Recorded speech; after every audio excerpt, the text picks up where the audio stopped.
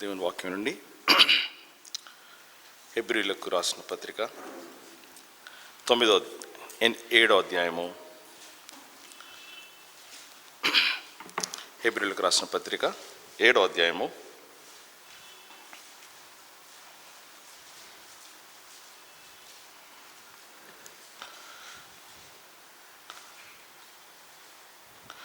4 వచనాలు మార్చి చదువుకుందాం. Hebrews chapter 7 verses 1 to 4. Let us read responsibly. మొదటి 4 వచనాలు 7వ అధ్యాయంలో. For this Melchizedek, king of Salem, priest of the most high God, who met Abraham returning from the slaughter of the kings and blessed him. 2వ వచనం. To whom also Abraham gave a 10th part of all, first being by interpretation king of righteousness, and after that also king of Salem, which is king of peace. 3వ వచనం నేను చదువుతున్నాను. Without father, without mother, without descent, having neither beginning of days nor end of life, but made like unto the Son of God, abideth a priest continually. 4వ వచనం. Now consider how great this man was, unto whom even the patriarch Abraham gave the 10th of the spoils. చదువుకున్న వాక్యము ప్రభు మన కొరకు దీవించిన గాక. ప్రభు యొక్క సహాయం కొరకే ప్రార్థన చేసుకుందాం. పరిశుద్ధుడైన మా దేవా, మీ పాదములకు స్తోత్రాలు వందనాలు చెల్లిస్తున్నాం. దేవా, మీ ఘనమైన పరిశుద్ధమైన నామమును స్తుతించి ఆరాధించి మహిమపరుస్తున్నాం. దేవా, మీరు అందరి పైన ఉన్నవాడు తండ్రి, అందరిలో అతి శ్రేష్ఠుడైనటువంటి దేవుడు. అందును బట్టి ఆరాధిస్తున్నాం. మీరు మా రక్షకుడై ఉంటున్నారు, అందును బట్టి ఘనపరుస్తున్నాం. ఈ సాయంకాల సమయంలో తండ్రి మీ వాక్యము చుట్టూ చేరి వచ్చి ఉంటున్నాం. మమ్మల్ని జ్ఞాపకం చేసుకునండి మా ప్రభువా. మీరే మమ్మల్ని కనికరించమని వేడుకొంచుతున్నాం. నిలబడే అయోగ్యునైన నన్ను ప్రభువా, ముఖ్యంగా మీరు నన్ను కనికరించండి. నిత్య నిబంధన రక్తముతో కడగండి ప్రభువా, పవిత్రపరచండి. మీ మాటలను గ్రహించండి, మీ తలంపులను గ్రహించండి తండ్రి. మీ వాక్యము ఎంతో గంభీరమైనది, ఎంతో లోతైనది దేవా. మానవ జ్ఞానముతో దాన్ని మాత్రము గ్రహించలేము, మానవ జ్ఞానంతో మాత్రము తండ్రి దాన్ని అర్థం చేసుకోలేము, వివరించలేము. కనుక పరిశుద్ధాత్మ దేవా, మీరే మా ప్రభా మాకు సహాయం చేయమని, మీ వాక్యంలో నుండి మా ప్రభా మా యేసు ప్రభువారి యొక్క ఔన్నత్యాన్ని ప్రభా మేము గుర్తించినట్లుగా మీరే మాకు సహాయం చేయమని ప్రభా, మీరే మరొకసారి మనందరినీ మా ప్రభా మీ కృపాసంలోకి అప్పగించుకుంటూ కృప చూపించి నడిపించమని, దుష్టుని యొక్క అంధకార క్రియలన్నింటినీ ప్రభా యేసు ప్రభు నామంలో బంధిస్తూ మీ సన్నిధిని కోరుకుంటూ యేసు ప్రభు వారి అమూల్యమైన నామంలో ప్రార్థించి వేడుకొంచుచున్నాం మా తండ్రి, ఆమేన్.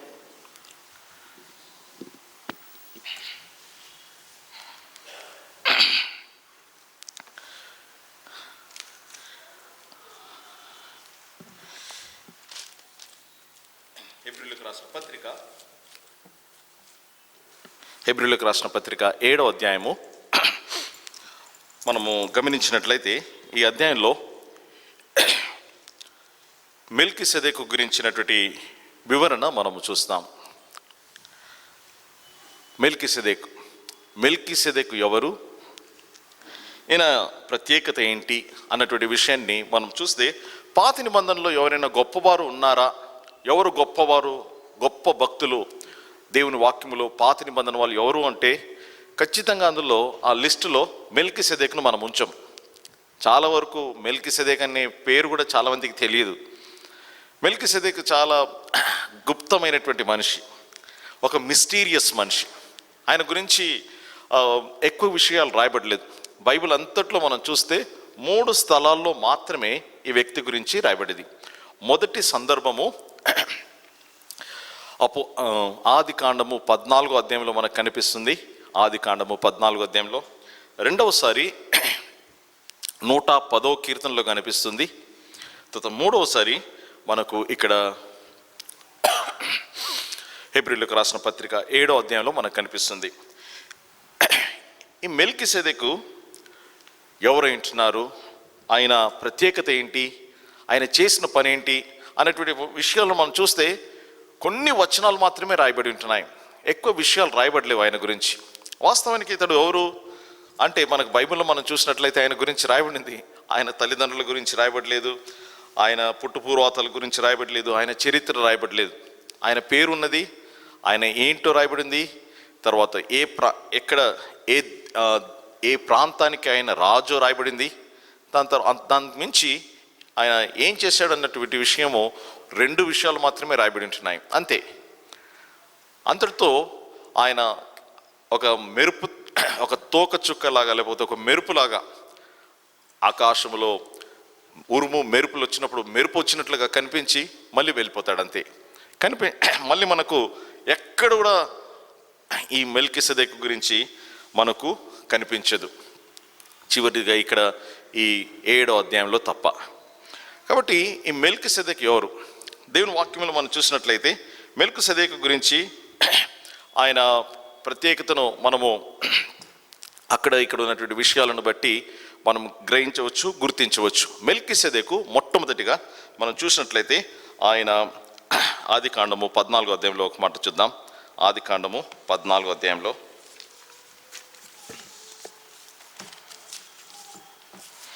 14వ అధ్యాయము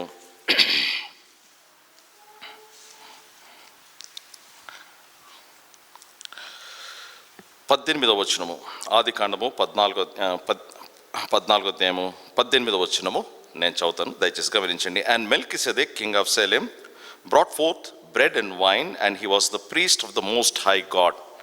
బైబిల్లో మొట్టమొదటిసారి యాజకుడు అనేటటువంటి మాట ఇక్కడ కనిపిస్తుంది. సో బైబిల్లో మొట్టమొదటి యాజకుడు ఎవరు అంటే, యాజకులు వేరే వాళ్ళు ఉండుండొచ్చేమో, కానీ మొట్టమొదటిసారి బైబిల్లో ప్రస్తావన, యాజకుని యొక్క ప్రస్తావన ఇక్కడనే కనిపిస్తుంది. తర్వాత ఇతడు ఎవరు అంటే ఏదో నకిలీ యాజకుడు కాదు. ఇక్కడ మనం చూసినట్లయితే యాజకులు అనేవాళ్ళు చాలామంది ఉన్నారు, చాలామంది నకిలీ యాజకులు ఉంటున్నారు వేరు వేరు స్థలాల్లో. మన భారతదేశంలోనే పుణ్యక్షేత్రాలకు వెళ్తే యాజకులు అనేవాళ్ళు చాలామంది కనిపిస్తారు. చాలామంది మనందరికీ తెలుసు, వారు అబద్ధమైనటువంటి వారు, అన్యాయమైనటువంటి వారు దేవునికి సంబంధించిన వారు కానే కారు. కానీ ఇక్కడ ఈయన గురించి రాయబడింది, ఇతడు మహోన్నతుడైనటువంటి దేవుని యాజకుడు. He was the priest of the most high God. గమనించండి, బైబిల్లో రాయబడింది ఇది ఎవరో, ఇతడు దేవుని యొక్క మహోన్నతుడైన దేవుని యొక్క యాజకుడని వేరే వాళ్ళు ఈయన గురించి చెప్పట్లేదు. ఇక్కడ పరిశుద్ధాత్మ దేవుడు ఈయన గురించి రాస్తా ఉంటున్నాడు. మెల్కీసెదెకు మహోన్నతుడైనటువంటి దేవుని యాజకుడు.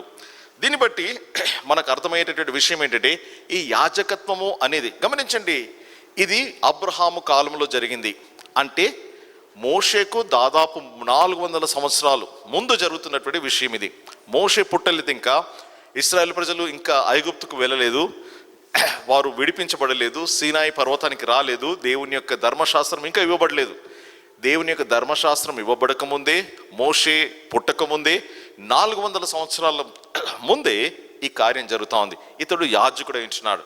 రెండోదిగా చూసినట్లయితే ఇతడు ఏ గోత్రానికి చెందినవాడు? ముమ్మాటికి మనకు తెలుసు, ఇతడు యూదుడు కాదు. ఎందుకంటే యూదులైనటువంటి వారు, లేకపోతే ఇశ్రాయేల్ ప్రజలైనటువంటి వారు కేవలం మనకు యాకోబు నుండి వచ్చినటువంటి వారే ఇశ్రాయేల్ ప్రజలు. కాబట్టి ఇప్పుడు యాకోబే పుట్టలేదు, ఇస్సాకు పుట్టలేదు, యాకోబు పుట్టలేదు. అయితే ఈయన అబ్రహాంతో ఉంటున్నాడు, అబ్రహాంను కలుస్తూ ఉంటున్నాడు. కాబట్టి ఇతడు ఖచ్చితంగా ఇశ్రాయేల్ ప్రజలకు చెందినటువంటి వాడు కాదు. కానీ ఒక ప్రత్యేకమైనటువంటి వాడు. చాలామంది ఈయన గురించి అభిప్రాయపడేది ఏంటంటే, యేసు ప్రభువారే ఆయన పాత నిబంధనలో ప్రత్యక్షమయ్యాడు అని అభిప్రాయపడే వాళ్ళు చాలామంది ఉంటున్నారు. కొందరు అంటారు అది ఎట్లా వీలు పడుతుంది, ఒకవేళ యేసు ప్రభువే ఇది ప్రీ ఇన్కార్నేట్ అపియరెన్స్ ఆఫ్ క్రిస్టోఫానీ అంటారు. క్రీస్తు ప్రభువు పాత నిబంధనలో కనిపించినటువంటి దృశ్యము అని దాన్ని క్రిస్టోఫానీ అంటారు. సో ఈ క్రిస్టోఫానీ, క్రీస్తు ప్రభు ప్రీ ఇన్కార్నేట్, ఈ లోకంలోనికి రాకముందే అతడు కనిపించినటువంటి దృశ్యం అని కొందరు అంటారు. అది సత్యమో కాదో కొన్ని విషయాలు మనం అర్థం చేసుకోవాలి. ఏంటంటే, ఇక్కడ అతనికి తల్లి తండ్రి లేరు అని రాయబడింది, వంశావళి లేదు అని రాయబడింది. తర్వాత జీవితం యొక్క ఆరంభము కానీ జీవితం యొక్క అంతము కానీ లేదు అని రాయబడి ఒక మాట రాయబడింది. చూడండి 7వ అధ్యాయం హెబ్రీ 7వ అధ్యాయము 3వ వచనంలో నేను ఆ మాటను చదువుతాను, దయచేసి మీరు గమనించండి. Having neither beginning of days nor end of life but made like unto the son of God. ఇప్పుడు ఒకవేళ ఈయన యేసు ప్రభువే అయి ఉంటే లైక్ అంటూ హీ ఈ సన్ ఆఫ్ గాడ్ అని రాయాలి కదా, లైక్ అంటూ సన్ ఆఫ్ గాడ్ అని రాయడానికి అవసరం లేదు. కాబట్టి ఇక్కడ దీన్ని బట్టి కొందరు బైబిల్ పండితులు వారు తెలియజేసే అభిప్రాయం ఏంటంటే he is a real man. అంతేకాకుండా 4వ వచనంలో చూడండి, 4వ వచనంలో now consider how great this man was. How great this man was. ఈ మనుష్యుడు ఎంత గొప్పవాడో గమనించుడి అని ఇక్కడ మనుష్యుడు అని రాయబడింది. సో దీన్ని బట్టి ఆధారం చేసుకుని ఇతడు he was a real man and more over he is also king. ఒక దేశానికి రాజు అని కూడా రాయబడింది, ఆ దేశం పేరు కూడా రాయబడింది, షాలేము అనే పేరుంది. షాలేము అనే పేరు మనకు బైబిల్లో మనం కీర్తనల గ్రంథంలో చూసినట్లయితే 72వ కీర్తనలో అక్కడ యెరూషలేముకు షాలేం అనే పేరు పెట్టారు. యెరూషలేమును షార్ట్ ఫామ్లో షాలేం అని పిలిచారు. సో యెరూషలేం అనేటువంటి ఆ ప్రాంతానికి ఇతడు రాజు ఉంటున్నాడు. So therefore is not a fictitious or a mysterious person but he was a real person. అయితే ఈయన గురించినటువంటి చరిత్ర వివరాలు బైబిల్లో రాయబడలేవు. అది చాలామంది అభిప్రాయపడుతున్నటువంటి విషయం. సో ఇతడు ప్రధాన యాజకుడు ఉంటున్నాడు. He is the priest of the most high God. ఇతను అంటే దేవుని గురించినటువంటి జ్ఞానము ఆ దినాల్లో అబ్రహాము వంశావళి నుండే వచ్చింది. కానీ ఇతడు అబ్రహాం వంశావళికి చెందినవాడు కాదు, యూదుడు కాదు, హెబ్రీయుడు కాదు. మరి ఇతనికి ఈ జ్ఞానం ఎక్కడి నుండి వచ్చింది అంటే దేవుని వాక్యములు మనం చూసినట్లయితే ఆయా సమయాల్లో, ఆయా సందర్భాల్లో, ఆయా ప్రాంతాల్లో దేవుని గూర్చినటువంటి అవగాహన, నిజమైనటువంటి దేవుని గూర్చినటువంటి అవగాహన, యెహోవా దేవుని గూర్చినటువంటి అవగాహన కలిగినటువంటి ప్రజలు ఉన్నారు. దానికి ఉదాహరణ మనకందరికీ తెలుసు యోబు కూడా యూదుడు కాకపోవచ్చు, అబ్రహాముతో ఉన్నటువంటి సమకాలీనుడు అయి ఉండవచ్చు. యోబు గ్రంథము చాలా పాత గ్రంథము. ఎందుకంటే యోబు గ్రంథములో ధర్మశాస్త్రం గురించినటువంటి ప్రస్తావన ఎక్కడ కూడా రాయబడలేదు. కాబట్టి అది ధర్మశాస్త్రానికి ముందున్నటువంటి గ్రంథము అని చాలామంది అభిప్రాయపడతా ఉంటున్నారు. అక్కడ చెప్పబడినటువంటి ఊర్లు, ప్రాంతాలు కూడా అవి చాలా పాత ప్రాంతాలుగా ఉన్నాయి. కాబట్టి ఇది ధర్మశాస్త్రానికి, మోషేకు ముందున్నటువంటి విషయం అని చాలామంది అభిప్రాయపడతారు. కాబట్టి యోబు దేవుని గురించినటువంటి జ్ఞానమును ఆయన కలిగి ఉంటున్నాడు. ఇది ఈ ప్రత్యక్షత, ఈ దైవ ప్రత్యక్షత యోబుకు కానీ లేకపోతే మెల్కీసెదెకు కానీ ఇంకా వేరే వారికి ఎట్లా కలిగింది అంటే అది మనకైతే తెలీదు. కానీ వీరికి దేవుని గురించినటువంటి ప్రత్యక్షత ఉంది. ఇతడు మహోన్నతుడైనటువంటి దేవుని యొక్క యాజకుడు. అంటే అర్థం ఏంటంటే అబ్రహాముతో పాటున్నాడు అనగా అబ్రహాముకు ఇంకా సంతానం కలగకముందే, యాకోబు పుట్టకముందే, యాకోబులో నుండి వచ్చినటువంటి లేవి అనేటటువంటి యాజకుల వంశము రాకముందే ఈయన యాజకుడై ఉంటున్నాడు.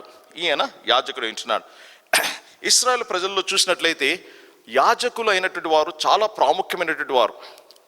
దేవుని వాక్యములో ఇశ్రాయేల్ యాజకులకు ప్రత్యేకమైనటువంటి ఒక ప్రాముఖ్యత ఉంది, ప్రత్యేకమైనటువంటి ప్రాముఖ్యత. నేను గత దినాల్లో మేము ఈ దినవృత్తాంతములు, మొదటి దినవృత్తాంతములు, రెండవ దినవృత్తాంతాల గ్రంథాలు చదువుతూ ఉన్నాము. కొన్ని రోజులు ఉట్టి పేర్లే ఉన్నాయి. మేము కుటుంబ ప్రార్థనలో చదువుతూ ఉన్నటువంటి సమయంలో ఏం లేదు, ఉట్టి పేర్లే, ఏం అర్థం కాదు. కానీ అందులో సెంట్రల్ ఒక ప్రాముఖ్యమైనటువంటి వంశమి యాజకుల వంశము. దాని గురించినటువంటి వివరణ ఎంతో స్పష్టంగా ఎక్కువగా ఇవ్వబడింది. వేరే కుటుంబాల గురించి, వేరే వంశాల గురించి, నఫ్తాలి వంశము కానీ, లేకపోతే రూబేను వంశం కానీ, లేకపోతే గాదు వంశం కానీ, లేకపోతే ఇతర వంశాల గురించినటువంటి వివరణ ఎంతో సంక్షిప్తంగా ఇవ్వబడింది. అట్లా ఏదో పాసింగ్లో వాళ్ళు చెప్పారు పలానా వారని. కానీ యాజకుల వంశం వచ్చేసరికి యాజకుల వంశాన్ని విడమర్చి ఏ గోత్రం, మెరారీలు ఎవరు, కొహతీలు ఎవరు, తర్వాత ఇంకా వేరే వంశాలు వాళ్ళకి చెందినటువంటి వారు కుటుంబాల్లో ఉన్నటువంటి ఎవరెవరు అనేటటువంటి విషయము ఎంతో వివరంగా ఇవ్వబడింది. సో దీన్ని బట్టి మనకు అర్థమయ్యేది ఏంటంటే ఇశ్రాయేలు ప్రజల జీవితాల్లో లేకపోతే ఇశ్రాయేలు దేశం యొక్క చరిత్రలో యాజకులు ఎంతో ప్రాముఖ్యమైనటువంటి వారు. అయితే యాజకులు ఖచ్చితంగా వారు ఒక వ్యక్తి యాజకుడు కావాలి అంటే లేకపోతే ఒక వ్యక్తి ప్రధాన యాజకుడు కావాలి అంటే ఖచ్చితంగా వంశావళి అతడు కలిగి ఉండాలి. వంశావళి లేకుండా ఎవరు యాజకుడుగా కాలేరు. అయితే చరిత్రలో మనం చూసినట్లయితే కొందరు వచ్చారు. ఇశ్రాయేలు ప్రజలు తర్వాత కాలంలో మనం చూసినట్లయితే వారు దేవునికి విరోధముగా తిరుగుబాటు చేయబడిన తర్వాత బబులోనుకు వారు చెరగా కొనిపోబడి ఉంటున్నారు. బబులోన్లో 70 సంవత్సరాలు అక్కడ ఉన్నారు. దేవాలయం పూర్తిగా కూలిపోయింది, కాల్చివేయబడింది, నాశనం అయిపోయింది. దేవాలయంలో బలులు లేవు, అర్పణలు లేవు. ఇప్పుడు చెరలో ఉంటున్నారు. దేవుని గురించినటువంటి అవగాహన లేకుండా ఉంటున్నారు. అయితే 70 సంవత్సరాల తర్వాత వారు మరలా వచ్చారు. మరలా సొంత దేశము అనగా ఇశ్రాయేల్ దేశానికి వచ్చిన తర్వాత వారు మరలా దేవాలయాన్ని కట్టుకున్నారు. అప్పుడు ఎవరు యాజకత్వం చేయాలి, ఎవరు యాజకులు అన్నటువంటి విషయాన్ని చూసినప్పుడు వాళ్ళు చూస్తూ ఉన్నారు. ఎవరెవరు వంశావళి ప్రకారం ఉన్నారు, ఎవరెవరు వంశావళులు చెప్తా ఉన్నారు అన్నటువంటి విషయాన్ని చూసినప్పుడు కొందరు వారి యొక్క వంశావళిని తెలియజేశారు. కానీ కొందరు వంశావళిని చెప్పలేకపోయారు. అటువంటి వారి గురించి దేవుని వాక్యం ఏమంటుందో చూడండి. కొందరు వంశావళి చెప్పలేకపోయారు. చూడండి, నెహెమ్యా గ్రంథము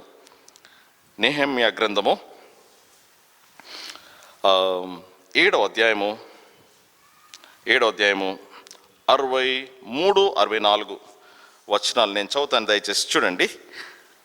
నెహెమ్యా గ్రంథము ఇదే మాట మనకు ఎజ్రా గ్రంథంలో కూడా ఇదే మాటలు ఉంటున్నాయి. అక్షరాలుగా ఇవే మాటలు.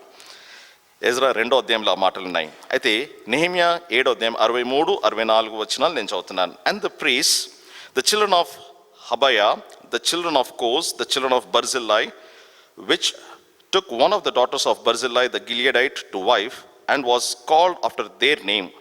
These sought their register among those that were reckoned by genealogy, but it was not found. Therefore were they as polluted, put from the priesthood. ఇక్కడ ఏం రాయబడిందంటే, ఇక్కడ హబయా కుమారులు, తర్వాత వేరే ఈ వంశం వారు పేర్లు చూశారు, రిజిస్టర్లు చూశారు. అంతే. వంశావళిలో ఇశ్రాయేల్ ప్రజలు వంశావళులకు చాలా ప్రాధాన్యత ఇస్తారు. మరి విశేషంగా లేవి గోత్రానికి ఉన్నటువంటి వంశావళిని మరి విశేషంగా దానికి ప్రాధాన్యత ఇస్తారు. అయితే వీరు వచ్చారు, మేము కూడా యాజకులమే, మేము కూడా యాజక ధర్మం చేస్తాం, మేము కూడా దేవుని మందిరంలో పరిచర్య చేస్తాం అన్నప్పుడు, సరే మీ వంశావళి ఏంటో ప్రూవ్ చేయండి అని అన్నారు. ప్రూవ్ చేయండి అంటే వాళ్ళు చెప్తా ఉన్నారు. వాళ్ళు అప్పుడు వంశావళి రిజిస్టర్స్ చూసినప్పుడు అందులో వారికి కనిపించలేదు. సో అక్కడ ఏం రాయబడిందంటే, but it was not found, therefore were they as polluted. ఇక్కడ ఈ మాట చాలా ప్రాముఖ్యం.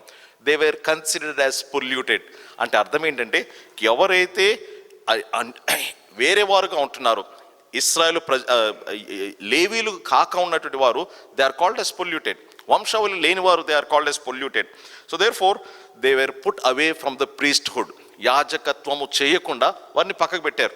ఎందుకంటే యాజకుడుగా ఉండాలి అంటే ఖచ్చితంగా ఆ యాజక లీనియేజ్ని చూపించాలి. ఇక్కడ ఈ వ్యక్తి గురించి మనం చూసినట్లయితే, ఇతని తల్లి ఎవరో తెలియదు, తండ్రి ఎవరో తెలియదు, ఇతని వంశావళి ఏదో తెలియదు, ఇతని గురించినటువంటి ఆరంభము అంతం కూడా తెలియదు. అతడు పుట్టాడు, ఎక్కడ పుట్టాడు, ఏం చేశాడు, ఎక్కడ చనిపోయాడు, ఏమీ రాయబడలేదు. కాబట్టి ఇటువంటి వ్యక్తి అహరోను వంశావళి ప్రకారం, అహరోను యాజకత్వం ప్రకారము ఖచ్చితంగా is first to be disqualified from priesthood. But this priesthood is before the Aaronic priesthood. ఈ యాజకత్వము, ఈ మెల్కీసెదెకు యొక్క యాజకత్వము అహరోను యొక్క యాజకత్వము కంటే కూడా 400 సంవత్సరాలు ముందున్నటువంటి విషయాన్ని మనం గ్రహించాలి. అంతేకాకుండా ఈ యాజకులు ఎంతో, they are very very important people. దేవుని వాక్యంలో చూసినట్లయితే యాజకుల యొక్క వంశావళి మనకు ఒక స్థలంలో కనిపిస్తుంది. 1 దినవృత్తాంతములు 6వ అధ్యాయము 49వ వచనంలో యాజకులు, ప్రధాన యాజకులు, గమనించండి, యాజకులకు మాత్రమే కాదు, యాజకుల కంటే కూడా ఇంపార్టెంట్ ప్రధాన యాజకులు, అహరోను యొక్క సంతతి గురించినటువంటి వివరణ 1 దినవృత్తాంతములు 1 Chronicles chapter 6 verse 49లో 1 Chronicles chapter 6 verse 49లో ఇక్కడ యాజకుల యొక్క వంశము వివరణ ఇవ్వబడింది. ఇక్కడ ఎక్కడి నుండి ఇవ్వబడిందంటే, అహరోను నుండి 53వ వచనంలో అహిమాజ్ వరకు ఇవ్వబడింది. చరిత్ర ఏం చెప్తుంది అంటే, ఇశ్రాయేలు ప్రజలు ఎప్పుడైతే యాజకత్వము ఆరంభమైందో అప్పటి నుండి తర్వాత దేవాలయం కూలగొట్టబడింది. ఇప్పుడు ఇశ్రాయేల్ ప్రజల్లో యెరూషలేములో దేవాలయం లేదు. దేవాలయము క్రీస్తు శకము 70వ సంవత్సరంలో కూలగొట్టబడింది. కాబట్టి అహరోను నుండి దేవాలయం కూలగొట్టబడినటువంటి క్రీస్తు శకము 70 AD ఈ సంవత్సరాల మధ్యలో 86 మంది ప్రధాన యాజకులుగా వారు పనిచేశారు. 86 మంది, 86 people officiated as the high priest or chief priest during this period. The first high priest was Aaron, and the last high priest was Phinehas. ఇది ఈ 86 మంది పేర్లు యోసిఫస్ అనేటువంటి చరిత్రకారుడు వాళ్ళందరి పేర్లు రాశాడు. యోసిఫస్ అనేటువంటి యూదుడైనటువంటి చరిత్రకారుడు వాళ్ళందరి పేర్లు రాశాడు. సో ఇది చాలా ప్రాముఖ్యం. అయితే ప్రియమైన వాళ్ళరా, ఇప్పుడు 70వ సంవత్సరము క్రీస్తు శకము 70వ సంవత్సరం నుండి యాజకులు లేరు. ఇప్పుడు ఎవరు యాజకులు, లేవీలు ఎవరు అంటే ఎవరికి తెలియదు. ఇప్పుడు ఇశ్రాయేల్ ప్రజల్లో ఎవ్వరు కూడా మేము పలానా గోత్రానికి చెందిన వారం అని చెప్పుకోవడానికి వీల్లేదు. Because there is no mention of the tribes. ఇంకా వారు యూదులని చెప్పవచ్చు, కానీ మేము ఏ పలానా గోత్రానికి చెందిన వారము అని చెప్పడానికి వీల్లేదు. ఇప్పుడు పరిస్థితి ఏంటంటే దేవాలయం లేదు, యాజకులు లేరు. ఎందుకు మరి ఎట్లా యాజక ధర్మము ఎట్లా జరుగుతుంది? ప్రియమైన వాళ్ళరా, ఇదంతా కూడా ఏం సూచిస్తుందంటే యేసు ప్రభువారు రావడంతో పాటు ఇక పాతదైనటువంటి ఈ యాజక ధర్మం అంతా కూడా కొట్టివేయబడింది. అదే విషయాన్ని ఇక్కడ అపోస్తలుడైన పౌలు హెబ్రీయులకు రాస్తూ చూడండి. హెబ్రీయులకు రాసిన పత్రిక 7వ అధ్యాయంలో, హెబ్రీయులకు రాసిన పత్రిక 7వ అధ్యాయము 11-12 వచనాలు నేను చదువుతాను, దయచేసి గమనించండి.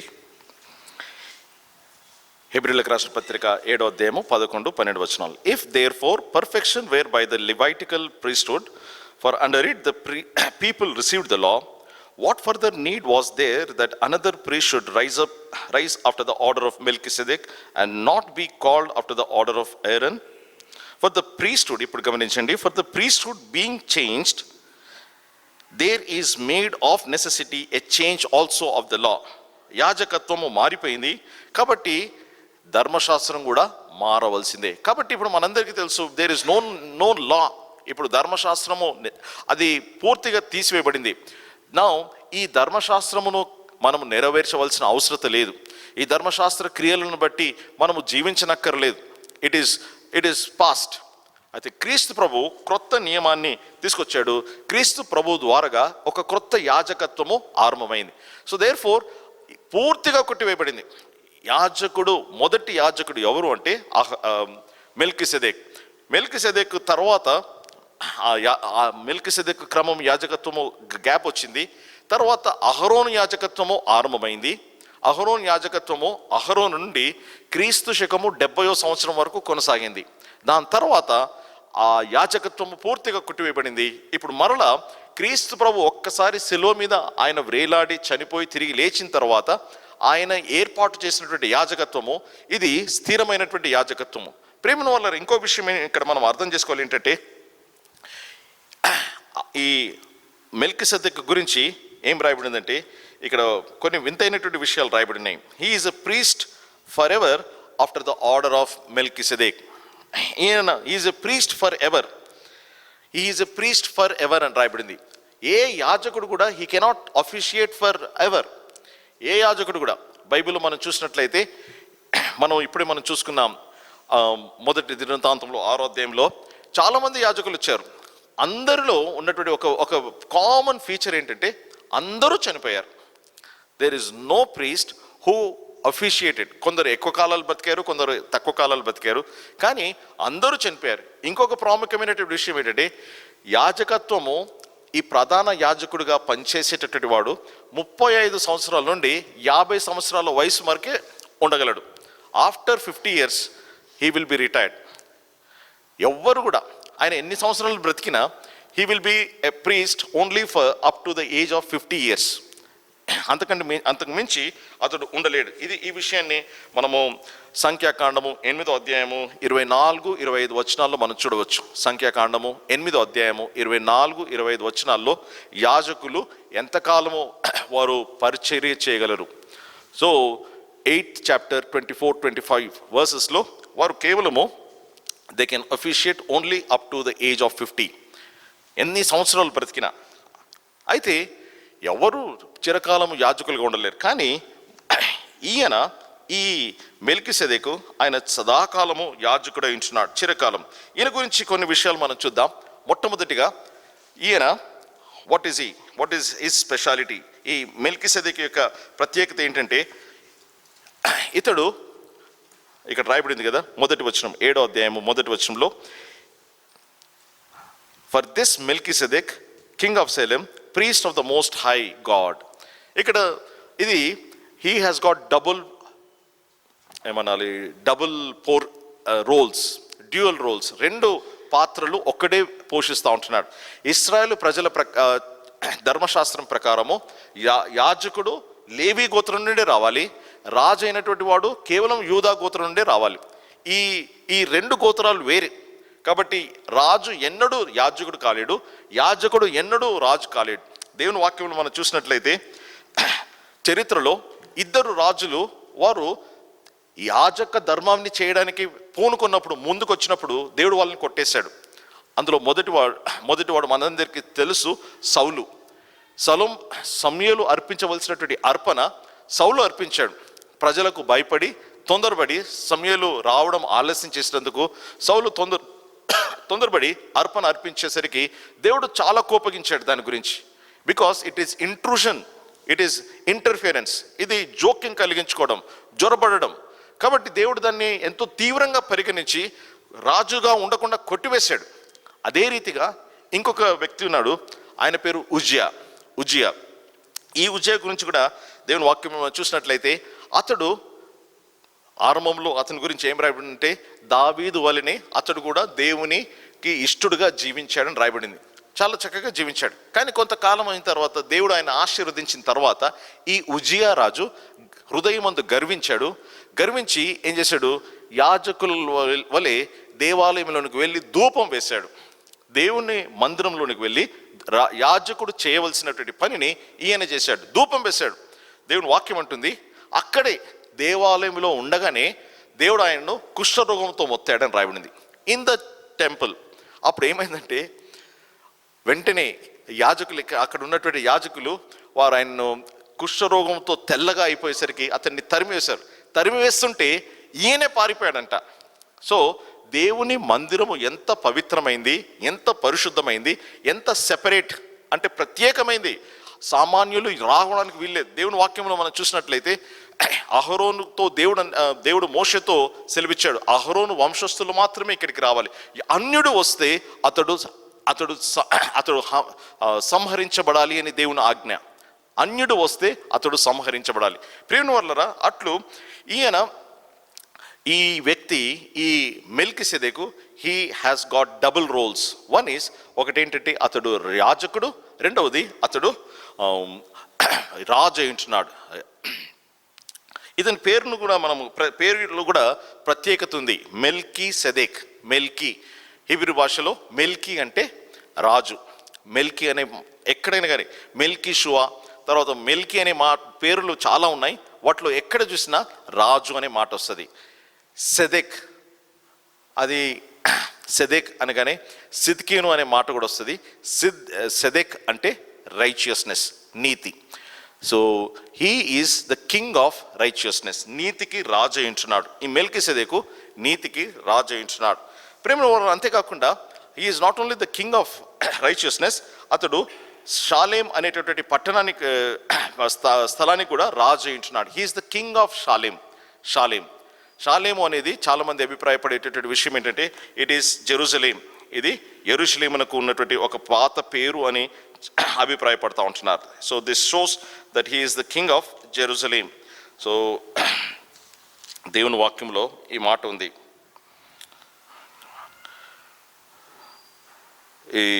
He's the king of Shalem. Shalem అనేది యెరూషలేమునకు ఉన్నటువంటి ఒక పాత పేరు. This is a old name given to Jerusalem. So ఇతడు యెరూషలేమునకు రాజు అయించున్నాడు. సో ఇతడు is the king of Shalem. అంతేకాకుండా షాలేము అనే స్థలానికి పేరు అర్థము షాలేం అనే మాటకు అర్థము షాలోం అనే మాటకు అర్థము సమాధానం. So is the king of righteousness, నీతికి రాజు. అదే సమయంలో అతడు సమాధానాన్ని కూడా రాజు అయించున్నాడు. ఇది కూడా ఒక ప్రత్యేకమైనటువంటి, బైబిల్లో సమాధానము నీతి ఈ రెండు చాలా ఎంతో ముడిపడి ఉంటున్నటువంటి విషయాలు. చూడండి 85వ కీర్తనలో ఒక మాట, మంచి మాట రాయబడింది. 85వ కీర్తనలో 85th సామ్, కీర్తన 85లో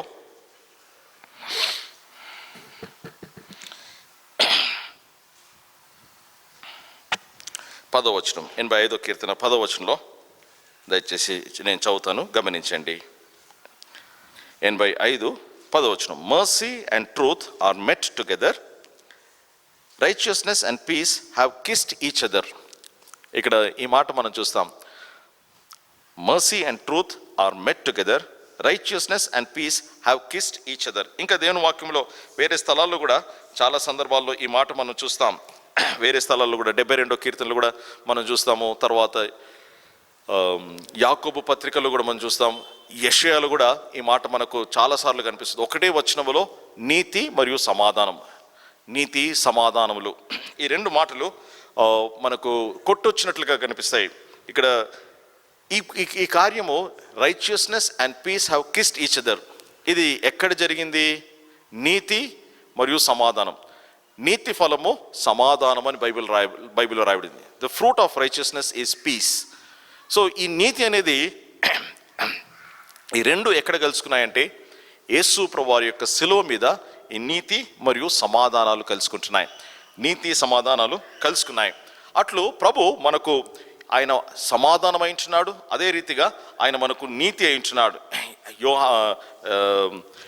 ఈ రోమీలకు రాసిన పత్రిక 5వ అధ్యాయం 1వ వచనంలో 5వ అధ్యాయం 1వ వచనంలో ఏం రాయబడిందంటే, therefore being made righteous by faith we have peace with God. అక్కడ జస్టిఫైడ్ అనే మాటకు మేడ్ రైచియస్, నీతిమంతులుగా తీర్చబడి, నీతిగా చేయబడి. సో నీతిగా, దేవుని యొక్క నీతిగా చేయబడిన తర్వాత we have peace with God, దేవునితో సమాధానము కలిగి ఉంటాం అనేటటువంటి మాటను మనం చూస్తుంటున్నాం. ఇక్కడ మళ్ళీ నీతి అనేటటువంటి మాటను మనం చూస్తూ ఉన్నాం. అంతేకాకుండా ఇక్కడ ఈ మాట కింగ్ ఆఫ్ షాలేం అనేటటువంటి మాట మనకు అనేక విషయాలు మనకు తెలియజేస్తుంది. యేసు ప్రభువారు యెషయా గ్రంథము 9వ అధ్యాయం 6వ వచనంలో ఏం రాయబడింది? He is the prince of peace, సమాధానకర్తయగు అధిపతి అయించున్నాడు. యేసు ప్రభువారు సమాధానకర్తయగు అధిపతి. సో ఆయన is the prince of peace. అంతేకాకుండా is the God of peace, సమాధానకర్తయగు దేవుడు అని బైబిల్లో రాయబడింది. ఈజ్ ద అంతేకాకుండా ఇంకో మాటలు చూసినట్లయితే 2 తెస్సలోనిక 3వ అధ్యాయం 16వ వచనంలో he is called the Lord of peace, the Lord of peace. So he is not only the God of peace, he is the Lord of peace, he is the King of peace, and he is the Prince of peace. That is how Lord Jesus Christ is described in the scriptures. లేఖనాల్లో యేసు ప్రభువారు అలాగున వివరించబడి ఉంటున్నారు. he is the ultimate peace. అంతేకాదు, he is our peace, ఆయనే మన సమాధానం అయి ఉంటున్నాడు. అది ఇది ఇంకొక ప్రాముఖ్యమైనటువంటి విషయం. సో ఈయన ఈ మెల్కీసెదెకు ఆయన యొక్క ప్రత్యేకత ఏంటంటే he has got double roles. That is ఒకటి రాజు మరియు యాజకుడు. ఇది ఇశ్రాయేలు ధర్మశాస్త్ర ప్రకారము ఎన్నడూ జరగకూడదు, కానీ ఈయనలో అది నెరవేర్చబడింది. రెండవది ఈయన యొక్క పేరు యొక్క ప్రత్యేకత. ఆయన నీతికి రాజు అయించున్నాడు, అంతేకాకుండా సమాధానాన్ని కూడా రాజు అయించున్నాడు. మూడవది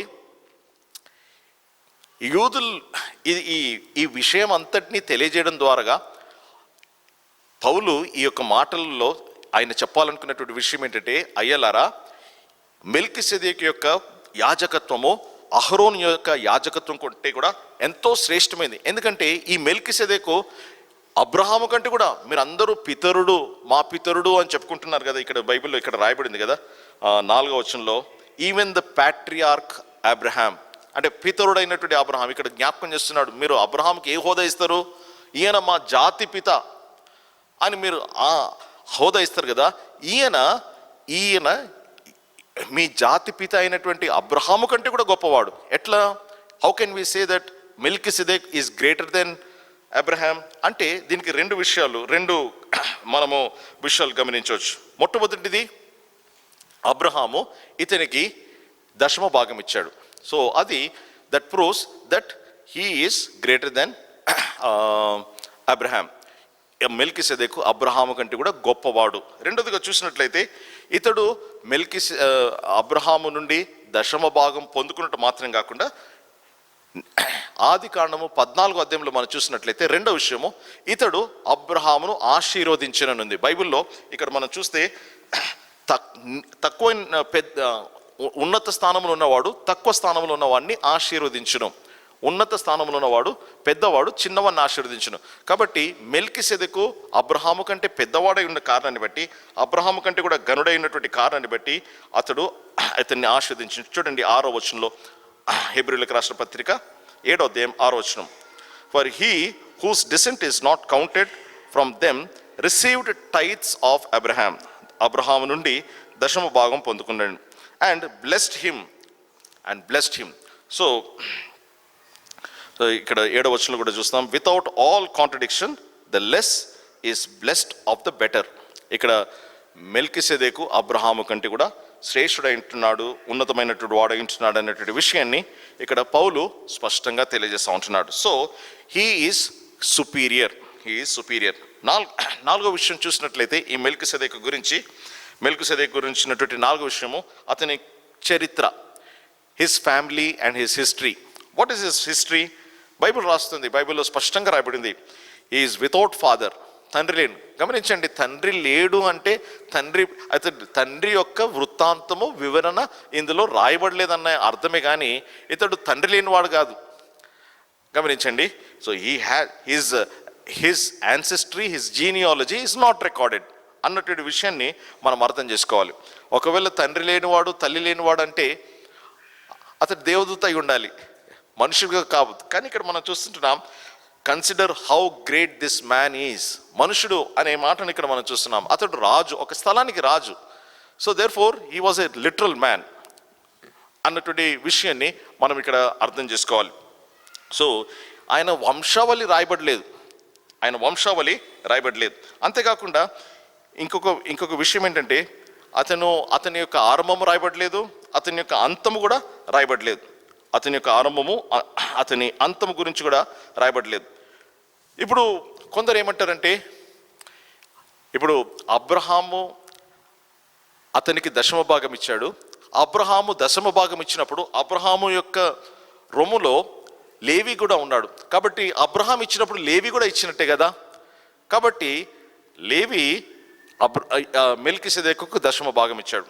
కొందరు ఏమంటారంటే, అబ్రహాములో నుండే కదా యేసుప్రభు వచ్చారు, కాబట్టి యేసుప్రభు వారు కూడా ఇచ్చినట్టే కదా అని, దశమ భాగం యేసుప్రభు కూడా ఇచ్చారు కదా అన్నట్టు కొందరు అభిప్రాయపడతారు. కానీ దేవుని వాక్యంలో మనం చూసినట్లయితే చాలా స్థలాల్లో మనకు ఈ మాట కనిపిస్తుంది. ఏంటంటే, యేసుప్రభు వారు అబ్రహాము కంటే కూడా ముందున్నటువంటి వాడు ఇచ్చినాడు. అబ్రహాము కంటే కూడా ముందున్నటువంటి వాడు యేసుప్రభు వారు ఈజ్ నాట్ ఈక్వల్ టు మెల్కిసెదెక్. యేసుప్రభు వారు మెల్కిసెదెకు యేసుప్రభుకు ఒక టైప్ మాత్రమే, సాదృశ్యం మాత్రమే. బైబిల్లో యోసేపు యేసుప్రభు వారికి సాదృశ్యంగా ఉంటున్నాడు, మోషే యేసుప్రభు వారికి సాదృశ్యంగా ఉంటున్నాడు, తర్వాత ఆదాము యేసుప్రభు వారికి సాదృశ్యంగా ఉంటున్నాడు, హేబేలు యేసుప్రభు వారికి సాదృశ్యంగా ఉంటున్నాడు, దావీదు యేసుప్రభు వారికి సాదృశ్యంగా ఉంటున్నారు. కానీ ఇట్లా ఎవరు రారు. యేసుప్రభు దావీదుకు సాదృశ్యంగా ఉన్నటువంటి విషయం అది ఎన్నడూ చెల్లదు. ఇతడు యేసుప్రభువుకు ఒక టైప్గా ఉంటున్నాడు. ఇక్కడ మనం చూసినట్లయితే ఈయన యేసుప్రభు అబ్రహాంలో లేడు.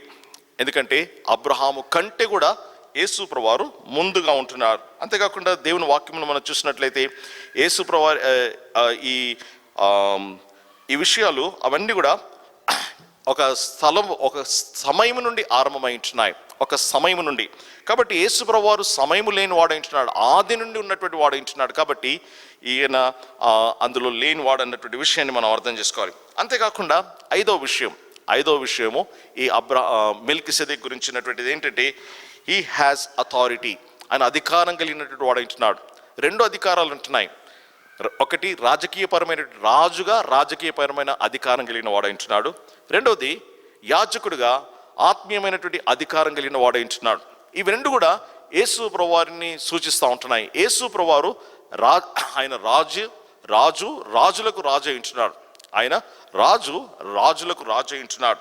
రెండవది ఆయన యాజకుడు అంటున్నాడు. గమనించండి, ఈ యాజకుడు అనేటువంటి ఈ విషయము ఈ పత్రికలో పౌలు ఎంతో స్పష్టంగా రాస్తూ ఉంటున్నాడు. చూడండి, ఒక రెండు విషయాలు మనం గమనించాలి.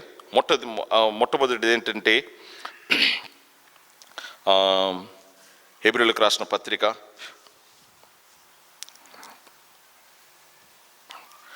2వ అధ్యాయం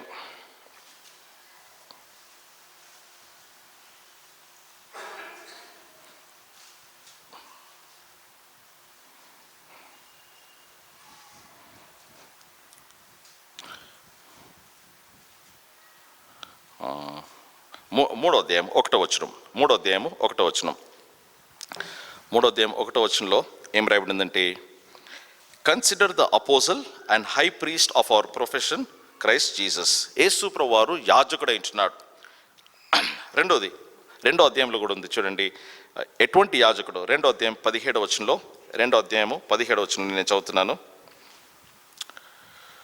Wherefore in all things it behoved him to be made like unto his brethren, that he might be merciful and faithful high priest in things pertaining to God. So యేసు ప్రభువారు యాజకుడు అంటున్నాడు అన్నటువంటి విషయాన్ని ఈయన పదే తెలియజేస్తూ ఉన్నాడు. పౌలు ఈ పత్రికలో యేసు ప్రభువారు ఆయన యాజకుడు అంటున్నాడు. యూదులకు ఇది అస్సలు అర్థం కాదు. అందుకొరకే పేతురు ఈ పత్రిక గురించి రాస్తూ మనకు అర్థం కాని విషయాలు ఎన్నో పౌలు రాశాడు అని అన్నాడు. ఈ ఒక రాజు అన్యుడైనటువంటి వాడు, లేకపోతే వేరే గోత్రానికి చెందినటువంటి వాడు యాజకుడు ఎట్లవుతాడు అన్నటువంటి ఈ ఆలోచన యూదుల్లో ఉండింది. కానీ పదే పౌలు తెలియజేస్తూ ఉంటున్నాడు, ఈయన మెల్కిసెదెకు క్రమము చొప్పున వచ్చినటువంటి యాజకుడు కాబట్టి రాజుగా ఉంటున్నాడు. అంతేకాకుండా ఆయన రాజు అంటున్నాడు, యాజకుడు అంటున్నాడు. అంతేకాకుండా ఈయన యాజకత్వము అది ఎటువంటి యాజకత్వం అంటే ఈయన కూర్చుండి ఉంటున్నాడు. ఈ విషయం కూడా పౌలు పదే ఈ పత్రికల్లో మనకు చూపిస్తాడు. చూడండి, మొదటి అధ్యాయంలోనే 3వ వచనంలో ఏం రాయబడింది చూడండి, ఈయన పనిని జరిగించాడు. When he had by himself purged, 3వ వచనము చివరి మాటలు నేను చదువుతున్నాను. When he had by himself purged our sins, sat down on the right hand of majesty on high. అద్వితీయుడైనటువంటి దేవుని యొక్క కుడిపార్శ్వమున ఆయన కూర్చొని ఉంటున్నాడు. కూర్చోవడం అంటే మనకు ఆల్వేస్ కూర్చోవడము అనేది ఒక పనిని నెరవేర్చినటువంటి విషయాన్ని సూచిస్తూ ఉంది. It is a posture of rest. అంటే పని నెరవేర్చాడు, పనిని సంపూర్తి చేశాడు. అంతేకాకుండా దేవుని వాక్యం మనం చూసినట్లయితే 1వ అధ్యాయం 13వ వచనంలో కూడా ఈ మాట మనం చూస్తాం. ఇక్కడ చూడండి, SIT on my right hand until I make దైన్ enemies your foot stole. ఇంకా 8వ అధ్యాయం 1వ వచనంలో అట్లు మనము చాలా స్థలాల్లో యేసు ప్రభువారు ఆయన కూర్చొని ఉంటున్నాడు. అంటే కూర్చుండము అంటే సింహాసనమును సూచిస్తూ ఉంది. అదే సమయంలో ఈ యాజక ధర్మాన్ని కూడా చేసి ఉంటున్నాడు. అయితే ఇంకొక ప్రాముఖ్యమైనటువంటి విషయాన్ని మనము గమనించినట్లయితే యేసు ప్రభువారు ఆయన యాజకత్వము సంపూర్ణమైనదా అంటే కంప్లీట్ అయిపోయిందా అంటే దానికి జవాబు కంప్లీట్ కాలేదు. ఎందుకంటే he ever liveth to make intercession for us, he still doing the high priestly work. ఇంకా ఇప్పుడు కూడా యేసు ప్రభువారు ప్రధాన యాజకత్వపు పనిని జరిగిస్తూనే ఉంటున్నాడు. అది చివరి దినం వరకు అది కొనసాగుతుంది. యుగం యొక్క అంతం వరకు, అనగా ప్రభు యొక్క రాకడ వరకు ఈ యాజకత్వము కొనసాగుతుంది. కానీ ఏం ముగించబడింది అంటే atonement. Advocacy still is continuing, but atonement is complete. Atonement కార్యము సమాప్తమైంది. ప్రాయశ్చిత్తము చేసేటటువంటి కార్యము, పాప క్షమాపణ కొరకే చేయబడవలసినటువంటి కార్యము సంపూర్ణమైపోయింది. అందుకొరకే ప్రభు కూర్చొని ఉన్నాడు. కానీ అదే సమయంలో ఆయన మన కొరకై నిత్యము విజ్ఞాపన చేయు ప్రధాన యాజకుడు ఉంటున్నాడు. He still interceding for us as a advocate sitting at the right hand of the throne of God. ఇది ప్రభు యొక్క కొనసాగించేటటువంటి యాజకత్వం. And this will continue till the end of the age. అట్లు ఈ యాజకత్వము అది నిలిచి ఉండేది. It is a ever continuing. ఏ యాజకుడు కూడా అట్లా చేయలేడు. Because the fundamental thing with the ఈ అహరోను యొక్క యాజకత్వంలో ఉన్నటువంటి ప్రాముఖ్యమైనటువంటి విషయం ఏంటంటే మరణం, సమయము మరణం. They died. Death made a end, brought an end to the priesthood. కానీ ఈయన because of his indestructible life, తను చిరకాలము జీవించినటువంటి కారణాన్ని బట్టి, because of the everlasting life that he has, he is a priest for ever.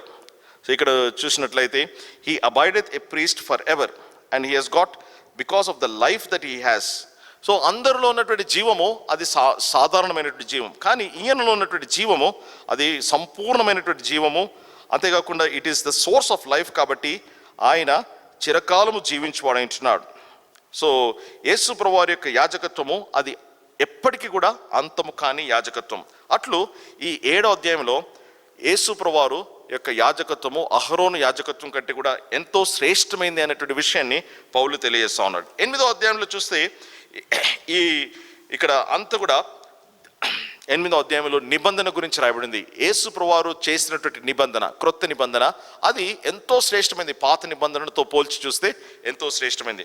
9వ అధ్యాయానికి వచ్చేసరికి అక్కడ శాంక్చురీ గురించి రాయబడింది, ప్రత్యక్ష గుడారం గురించి.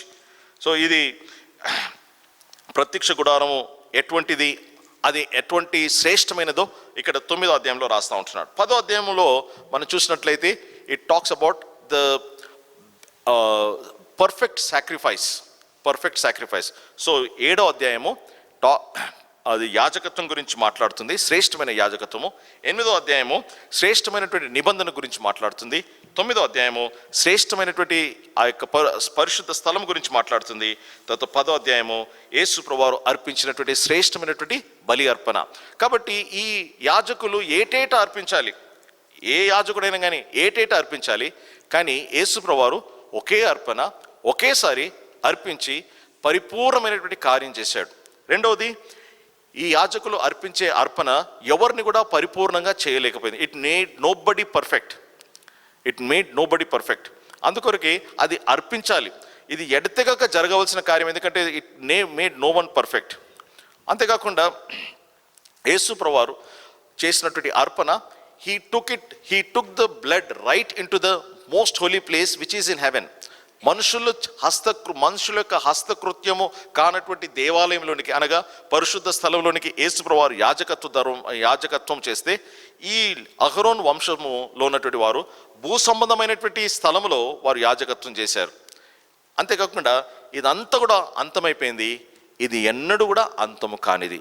అట్లు ఈ పత్రిక ద్వారాగా పౌలు ఆయన యేసు ప్రభువారు ఎంత శ్రేష్టమైనటువంటి యాజకుడు అన్నటువంటి విషయాన్ని తెలియజేస్తూ ఉంటున్నాడు. ఇప్పుడు మనం గమనించవలసినటువంటి ప్రాముఖ్యమైనటువంటి విషయం ఏంటంటే, మెల్కిసెదెకు యొక్క యాజకత్వము అహరోను యొక్క యాజకత్వము కంటే ఎంతో శ్రేష్టమైంది. ఎంత శ్రేష్టమైంది అంటే అనంతమైనటువంటి శ్రేష్టం. బికాస్ దీంట్లో ఎన్నో లూప్ హోల్స్ ఉన్నాయి, ఎన్నో బలహీనతలు ఉంటున్నాయి, ఇదంతా కూడా మనం చూసినట్లయితే this is only A shadow, ఒక నీడ మాత్రమే. రాబోవున్నది అది స్థిరమైంది, అది వాస్తవమైంది. కాబట్టి ఇది నీడ, ఇది స్థిరమైంది, ఇది అశాశ్వతమైంది. యేసు ప్రభువారి యొక్క యాజకత్వము అది శాశ్వతమైంది, నిత్యమైనది. ఇది ఎవరిని పరిపూర్ణంగా చేయలేకపోయింది. కానీ ప్రభువు అర్పించినటువంటి అర్పణ అది తన యొద్దకు వచ్చి వారిని సదాకాలం కొరకై పరిపూర్ణులుగా చేయు శక్తివంతమైంది. అంతేకాకుండా ఇది ఎవరిని రక్షించలేకపోయింది. కానీ ప్రభు యొక్క అర్పణ అది తన యొద్దకు వచ్చి వారిని సంపూర్ణంగా రక్షించుటకు శక్తివంతమైంది. అట్లు యేసు ప్రభువారి యొక్క అర్పణ ఎంత శ్రేష్టమైందో, యేసు ప్రభువారి యొక్క యాజకత్వం ఎంత శ్రేష్టమైందో ఆ విషయాన్ని పౌలు ఈ 7వ అధ్యాయం ద్వారా తెలియజేయడానికి ప్రయత్నించాడు. అట్లు ఈయన నిజముగా ఆయన ఆరాధనకు యోగ్యుడైంటున్నాడు. నిజముగా ఆయన చేసినటువంటి కార్యము అది కొనియాడదగింది. ఇటువంటి యాజకుడు మనకుంటున్నాడు. కాబట్టి పౌలు యూదులతో అంటున్నటువంటి విషయం ఏంటంటే, ఇటువంటి యాజకత్వం మనకుండగా మీరు మరలా ఎందుకయ్యా తిరిగి మోషే ధర్మశాస్త్రం కిందకి వెళ్తారు? అది మిమ్మల్ని ఏమి చేయలేదు. The law is week in that it could never save anyone. ధర్మశాస్త్రము బలహీనమైనది, దేనిని చేయజాలకపోయిందో దేవుని కృప యేసుక్రీస్తు వారి యొక్క బలి అర్పణ ద్వారా దాన్ని చేసి సంపూర్ణమైనటువంటి కార్యం చేసింది. కాబట్టి ఓ హెబ్రీ సహోదరులారా, మీరు మరలి రండి, క్రీస్తు ప్రభు దగ్గర రండి, ఆయన యందు విశ్వాసం ఉంచండి, ఆయనను చూడండి, వెనుకకు వెళ్ళవద్దు, ముందుకు వెళ్ళండి అని వారిని ప్రోత్సహిస్తూ ఉంటున్నాడు.